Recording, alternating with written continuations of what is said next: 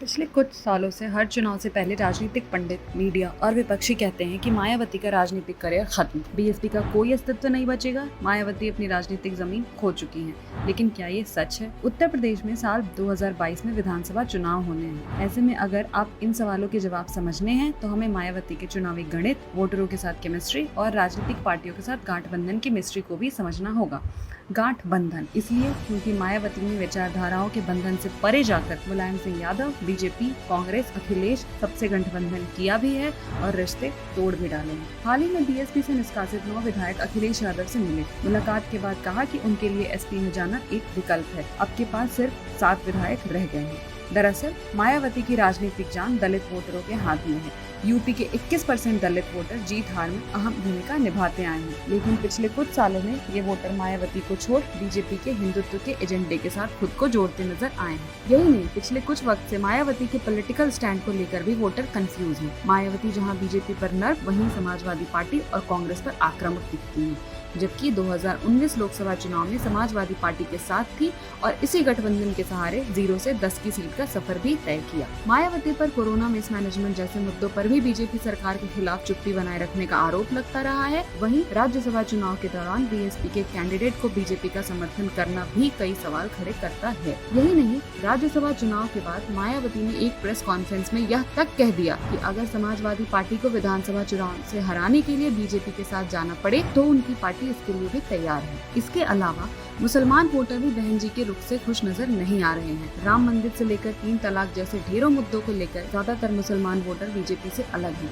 वहीं मायावती को इन मुद्दों पर साफ स्टैंड न लेना भी मुसलमान वोटर के मन में बीएसपी से दूरी बनाने के लिए काफी है। अब बात करते हैं मायावती के चुनावी रिकॉर्ड की। 14 अप्रैल 1984 को बनी बहुजन समाज पार्टी ने उत्तर प्रदेश में अपना पहला विधानसभा चुनाव साल 1993 में लड़ा था। 164 सीटों पर लड़ रही चुनाव वाली बीएसपी को 67 सीटों पर जीत हासिल हुई थी। करीब 11% वोट मिले थे। पार्टी धीरे धीरे तरक्की की हाथी पर चढ़ती गई, लेकिन 2012 से पार्टी कमजोर होती गई। 2012 के उत्तर प्रदेश विधानसभा चुनाव में बीएसपी को 25.95% वोट मिले थे, लेकिन 2017 में यह घट के 22.23% रह गए। इस चुनाव में बीजेपी ने 403 में से 312 सीटें जीती थी, मतलब 39.67% वोट। वहीं मायावती की बीएसपी के सिर्फ 19 विधायक ही सदन पहुंच सके।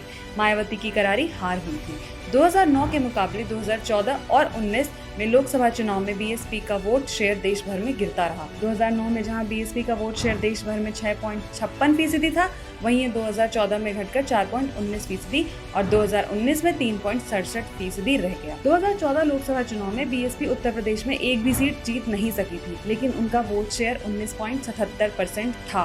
वहीं 2019 लोकसभा चुनाव में अखिलेश यादव के साथ मिलकर चुनाव लड़ने के बाद बीएसपी ने 10 सीटें तो जीत ली, लेकिन वोट शेयर 19.43 रहा, मतलब मामूली गिरावट। मायावती को सबसे ज्यादा वोट साल 2007 में मिले थे, जिसके बाद वो मुख्यमंत्री बनी थी। साल 2007 में बीएसपी को 403 में से 206 सीटें हासिल हुई थी, वोट शेयर करीब 30%। लेकिन 2012 में मुलायम सिंह यादव ने वापसी की और बेटे अखिलेश को सत्ता की चाबी सौंप दी। 2012 में मायावती की पार्टी को सिर्फ 80 सीटें मिली थी, जबकि समाजवादी पार्टी को 403 में से 224 सीट। बीएसपी का वोट शेयर भी घटकर 25% रह गया था। मायावती के परफॉर्मेंस पर बीजेपी नाम की मुश्किल है, तो साथ ही अब भीम आर्मी या कहे चंद्रशेखर आजाद की पार्टी, आजाद समाज पार्टी भी वोट बैंक में सेंध लगा सकती है। अगर आप इन गणित को समझ सकते हैं तो एक बात साफ है कि बीएसपी का ग्राफ लुढ़क जरूर रहा है, लेकिन रास्ते बंद होते नहीं दिख रहे, क्योंकि भले ही सीट कम होती गई हो, लेकिन वोट शेयर अब भी उत्तर प्रदेश में बहुत हद तक मायावती को वापसी या तुरुप का इक्का बनने का मौका दे सकती है।